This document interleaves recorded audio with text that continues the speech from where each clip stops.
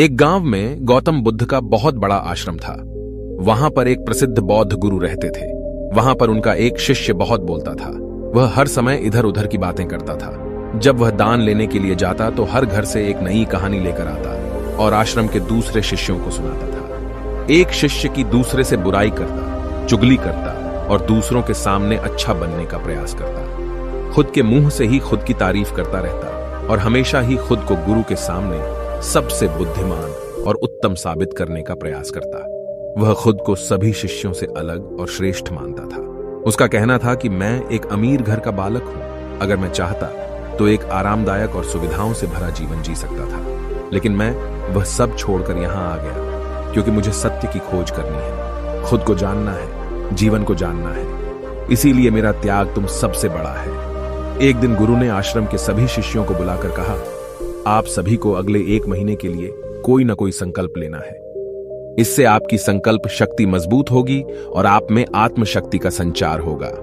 आप सभी अपने सामर्थ्य के अनुसार कोई भी संकल्प ले सकते हैं और यदि 1 महीने से पूर्व आप में से जिसका भी संकल्प टूट जाएगा तो वह अपनी पुरानी दिनचर्या में वापस आ जाएंगे। सभी शिष्यों ने अपनी शक्ति के अनुसार छोटे बड़े संकल्प लिए और गुरु को अपने अपने संकल्प के बारे में बताकर वहां से चले गए। लेकिन वह शिष्य जो खुद को सबसे अलग और बड़ा दिखाना चाहता था, वह सीधे गुरु की कुटिया में पहुंच गया और बोला, मैं कोई छोटा मोटा संकल्प नहीं लेना चाहता, बल्कि खुद की ही जैसे एक बड़ा और महान संकल्प लेना चाहता हूं। कृपया आप ही बताएं क्या संकल्प लेना चाहिए। उसकी यह बात सुनकर गुरु मुस्कुराए और बोले, क्या तुम मेरे द्वारा दिए गए संकल्प को पूरा कर पाओगे? क्या तुम्हारे लिए उसे पूरा करना संभव होगा? शायद नहीं। वह तुम्हारे लिए संभव नहीं है, तुम उसे पूरा नहीं कर पाओगे। इसीलिए तुम खुद ही कोई संकल्प ढूंढो। शिष्य ने कहा, नहीं गुरुदेव, आप जो भी संकल्प मुझे देंगे मैं जरूर उसे पूरा करूंगा। गुरु ने कहा, ठीक है, तो तुम अगले 1 महीने तक चुप रहो, मुंह से एक शब्द भी नहीं निकालोगे। यही तुम्हारा संकल्प है। शिष्य ने कहा, गुरुदेव, यह भी कोई संकल्प है? यह तो बहुत ही आसान है। 1 महीने तक चुप ही रहना है। आप कोई बड़ा संकल्प दीजिए जो मेरी योग्यता के लायक हो, जिसे पूरा करने में मुझे समस्या हो। गुरु ने कहा, पहले तुम इस संकल्प को तो पूरा करके दिखाओ। शिष्य ने गुरु की बात मान ली और वह उसी समय चुप हो गया और पलटकर कुटिया से बाहर चला गया। उसे चुप रहना बहुत आसान लग रहा था। उसने एक दिन तो जैसे तैसे चुप रहकर काट लिया, लेकिन दूसरे दिन से उसके मन में ना बोलने का बोझ बढ़ने लगा। तीसरे दिन उसे भारीपन महसूस होने लगा और चौथे दिन उसके अंदर एक अजीब सी बेचैनी होने लगी, क्योंकि आसपास आश्रम के सभी शिष्य एक दूसरे से बातें कर रहे थे। वह भी अपना पक्ष उनके सामने रखना चाहता था, उनकी बोलती बंद कर देना चाहता था, लेकिन उसका संकल्प उसके आड़े आ रहा था। इसीलिए वह पूरे दिन सिर्फ मुंह और आंखें बनाता रहता। इसी तरीके से कुछ दिन और बीते और वह शिष्य बीमार पड़ गया। उसका सिर फटा जा रहा था। उसका खाने पीने तक का मन नहीं कर रहा था। वह सिर्फ बोलना चाहता था। वह गुरु के पास गया और उनके सामने बैठकर लिखकर उन्हें बताया, गुरुदेव, मैं बोलना चाहता हूं। बिना बोले मुझे सांस नहीं आ रही। मेरा दम घुटता जा रहा है। मैं अंदर ही अंदर पागल हुआ जा रहा हूं। मैं क्या करूं? संकल्प तोड़ दूं क्या? यह पढ़कर गुरु मुस्कुराए और बोले, संकल्प तो तोड़ने के लिए ही होते हैं, लेकिन जो अपने संकल्प को पूरा कर लेता है वही अपनी आंतरिक शक्ति को बढ़ाता है, और जो अपनी आंतरिक शक्ति को बढ़ा लेता है वह समाज और जागृति की राह पर आगे बढ़ जाता है। संकल्प का लेना भी तुम्हारे हाथ में था और इसे तोड़ना भी तुम्हारे ही हाथ में है। तुम्हारे बहुत से भाई अपने संकल्प को तोड़कर अपनी पुरानी दिनचर्या पर वापस आ चुके हैं। अगर तुमसे नहीं हो पा रहा तो तुम भी संकल्प तोड़कर अपनी पुरानी दिनचर्या पर वापस जा सकते हो। लेकिन याद रहे, अगर आज तुम इस छोटे से संकल्प को नहीं संभाल पा रहे तो तुम अपनी बाकी की पूरी जिंदगी को कैसे संभाल सकोगे? बाकी फैसला पूरी तरह से तुम्हारे हाथों में है। गुरु की यह बात उस शिष्य के दिल में चोट कर गई। वह बिना कुछ बोले वहां से वापस चला गया और खुद को अपनी कुटिया में बंद कर लिया। वह केवल अपने जरूरी कामों के लिए ही कुटिया से बाहर निकलता, बाकी सारे समय कुटिया के अंदर ही बैठा रहता। 15 दिन बीत चुके थे और आश्रम के लगभग सभी शिष्यों का संकल्प अब तक टूट चुका था, लेकिन उसका संकल्प अभी भी जारी था। संकल्प लेने के बाद से अब तक उसने एक शब्द भी नहीं बोला था। सारा आश्रम हैरान था कि इतना बोलने वाला इंसान चुप कैसे हो गया। 15 दिन बीतने के बाद वह दोबारा अपने गुरु के पास गया और लिखकर बताया है, गुरुदेव, मैं बाहर से तो चुप हूं, लेकिन मेरे भीतर बहुत सी आवाजें हैं, बहुत सी चीख पुकार और शिकायतें हैं।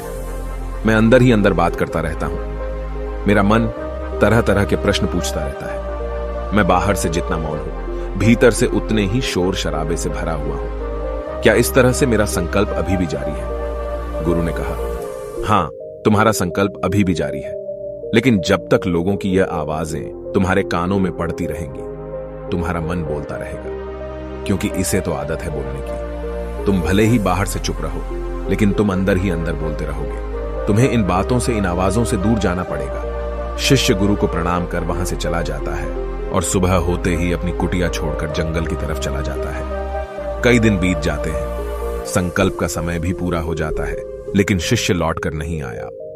आश्रम में सभी को डर था कि कहीं जंगली जानवर ने उसे खा ना लिया हो। इस बीच उसे ढूंढने की बहुत कोशिश की गई, लेकिन वह कहीं नहीं मिला। सभी गुरु भाइयों ने मान लिया था कि जंगली जानवरों ने उसे अपना शिकार बना लिया है, लेकिन गुरु को ऐसा नहीं लगता था। एक दिन आश्रम का एक अन्य शिष्य गुरु के पास आया और बोला, गुरुदेव, हमारे उस अधिक बोलने वाले भाई के साथ क्या हुआ होगा? क्या जानवर ने उसे मार दिया होगा? गुरु ने कहा, हो सकता है कि जानवरों ने उसे अपना शिकार बना लिया हो, लेकिन उसके न लौटने की एक दूसरी वजह भी हो सकती है। शायद उसे वह मिल गया है जिसके लिए वह गया था। फिर शिष्य ने पूछा, गुरुदेव, क्या ज्यादा बोलना इतना हानिकारक होता है? गुरु ने कहा, इंसान के जीवन के बहुत सारे दुखों में से एक दुख यह भी है कि वह कभी चुप नहीं रह सकता, हमेशा कुछ ना कुछ बोलता ही रहता है। सिर्फ हमारे बोलने के कारण हमारे आधे से ज्यादा दुख पैदा होते हैं। परिवार के अधिकतर झगड़ों की वजह हमारा बेमतलब बोलना ही होता है। हम में से कोई भी चुप नहीं रहना चाहता। हम बस सामने वाले को सुना देना चाहते हैं। जो भी हमारे मन में है, सब निकालकर उसके मन में बैठा देना चाहते हैं। उसे समझा देना चाहते हैं कि देख, तू गलत है और मैं सही। और इस तरीके से सब एक दूसरे की सड़ी गली बातों को ग्रहण कर रहे हैं। इस तरीके से सुनने और सुनाने का यह काम जिंदगी भर चलता रहता है। लेकिन इस नासमझी में हम अपना समय, अपना जीवन, अपनी समझ और सबसे महत्वपूर्ण व कीमती पल जो जिए जा सकते हैं, जिनको अनुभव किया जा सकता है, जिनमें आनंद को प्राप्त किया जा सकता है, यह सब खो देते हैं। लेकिन इसके बदले हमें मिलता क्या है? कुछ नहीं, सब व्यर्थ और बर्बाद हो जाता है। इस पागलपन में हमने क्या खो दिया, इसका एहसास केवल कुछ ही लोगों को हो पाता है। बाकी लोग जैसे उन्हें अपने आने का पता नहीं, वैसे ही उन्हें अपने जाने का भी पता नहीं चल पाता। शिष्य ने कहा, तो फिर इसका समाधान क्या है? गुरु ने कहा, पूरी जागरूकता के साथ अपने विचारों को देखना यही एकमात्र तरीका है। सारी मानसिक समस्याओं का वर्तमान में रहकर चिंतन करना, पूरी जागरूकता के साथ अपना काम करना जिंदगी में चमत्कारिक बदलाव ला देता है। उसके बाद वह शिष्य गुरु से अपने प्रश्नों का उत्तर पाकर उनको प्रणाम करके वहां से चला गया। उस शिष्य को आश्रम छोड़कर गए हुए 3 महीने का समय बीत चुका था, लेकिन उसकी कोई खबर न थी। अब तक तो सभी गुरु भाइयों ने भी उसके वापस लौटने की उम्मीद छोड़ दी थी, लेकिन एक दिन वह आश्रम लौट आता है।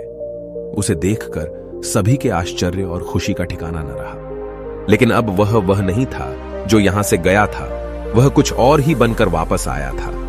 उसके अंदर एक गजब का बदलाव महसूस किया जा सकता था। उसके चेहरे पर एक गजब का ठहराव और आंखों में बनी शांति थी। आश्रम में आते ही सभी गुरु भाइयों ने उसे चारों तरफ से घेर लिया और बातें करने लग गए। वह भी अपने गुरु भाइयों से बातें करने लगा। उससे बात करने वाले सभी ने यह अनुभव किया कि अब वह पहले जैसा उतावला और बातूनी नहीं रह गया था। उसके मुंह से एक एक शब्द बहुत ही सुलझे हुए और मधुरता के साथ निकल रहे थे। थोड़ी देर तक गुरु भाइयों से बात करने के बाद वह सीधा गुरु की तरफ चला गया। उसने गुरु के चरण छुए और कहा, गुरुदेव, क्या मैं अब भी मौन हूं? क्या अब भी मेरा संकल्प जारी है? गुरु ने कुछ देर तक शिष्य की आंखों में बड़े ध्यान से देखा और कहा, हां, तुम अब भी मौन हो। तुम्हारे मुंह से एक भी शब्द निकल नहीं रहा और तुम्हारा संकल्प अभी भी जारी है। शिष्य ने कहा, गुरुदेव, जब मैं आश्रम से गया तो मैं मुंह से तो चुप था, लेकिन मेरे अंदर बहुत सी आवाजें थीं।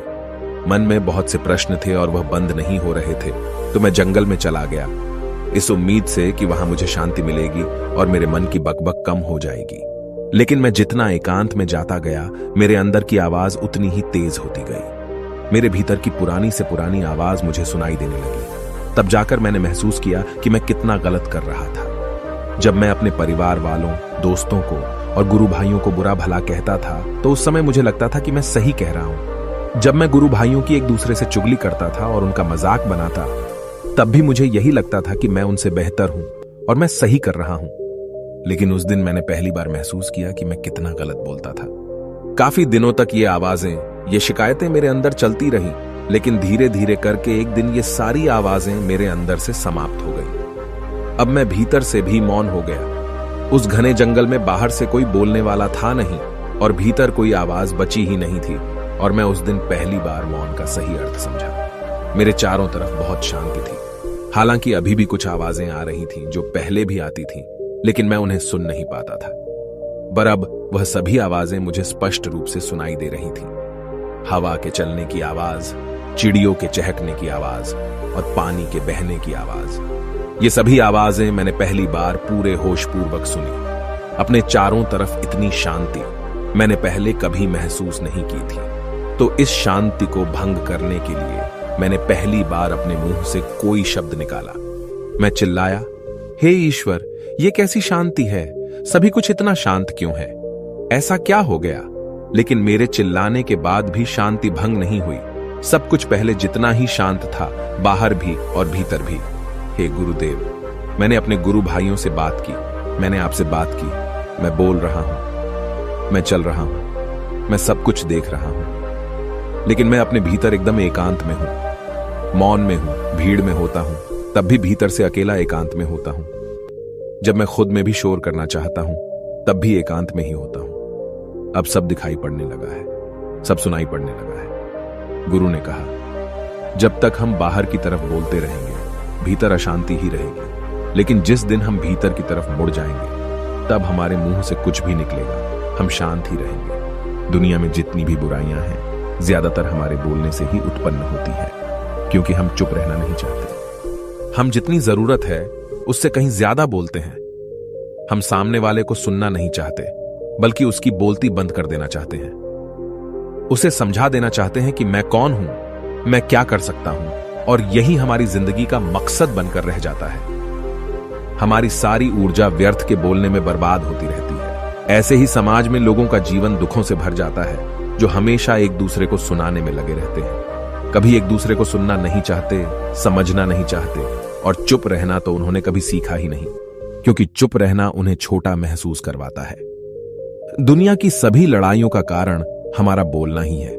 इसलिए हमें सिर्फ उतना ही बोलना चाहिए जितना जरूरी हो, क्योंकि व्यर्थ का बोलना ऊर्जा को नष्ट करना है, और यह बोलना ही हमें कभी अपने भीतर की ओर लौटने नहीं देता, क्योंकि यह हमें बाहर की ओर खींचकर रखता है, और बाहर है ही क्या इस संसार के अलावा।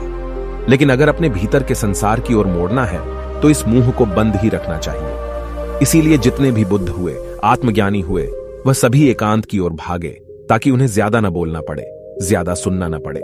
वह एकांत में रहे और शांत रहे, इसीलिए आसानी से भीतर की यात्रा कर पाए। लेकिन अगर कोई चाहे तो इस संसार में रहकर भी एकांत में रह सकता है, शांत रह सकता है, लेकिन इसके लिए उन्हें अपनी ऊर्जा बचानी होगी, जिसे वह अब तक अपने व्यर्थ के शब्दों में बर्बाद कर रहे थे। दोस्तों, इस कहानी की सीख यही है कि व्यर्थ का बोलना ऊर्जा को नष्ट करना है। ज्यादा और व्यर्थ बोलना ही हमें अपने भीतर की ओर लौटने नहीं देता, क्योंकि यह हमें बाहर की ओर झुकाए रखता है, और जिन्हें भीतर की यात्रा करनी है, उन्हें अपने मुंह को बंद ही रखना चाहिए। मुझे उम्मीद है कि आपको यह कहानी पसंद आई होगी और काफी कुछ सीखने को मिला होगा। कहानी के बारे में अपने विचार आप हमें नीचे कमेंट बॉक्स में कमेंट करके बता सकते हैं। जाने से पहले वीडियो को लाइक करें और चैनल को सब्सक्राइब जरूर करें। नमो बुद्धाय।